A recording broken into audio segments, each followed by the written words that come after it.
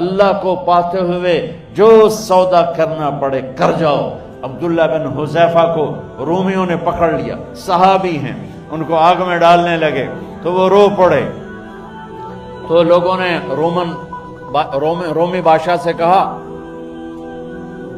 کہ یہ رو پڑا ہے، ڈر گیا ہے، ان کا لے آؤ، میرے پاس لے آؤ۔ ان کو واپس لائے تو رومن بادشاہ نے پوچھا کیوں روئے ہو، موت سے ڈر گئے ہو؟ کہنے لگے موت تو ہمارے لیے سب سے بڑا تحفہ ہوتا ہے، میں اپنی بے بسی پہ رویا ہوں۔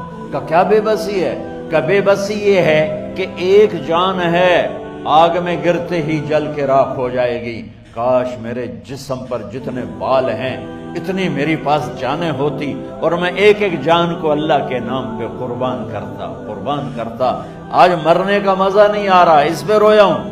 تو بادشاہ اتنا حیران ہوا، انہوں نے کہا تو میرا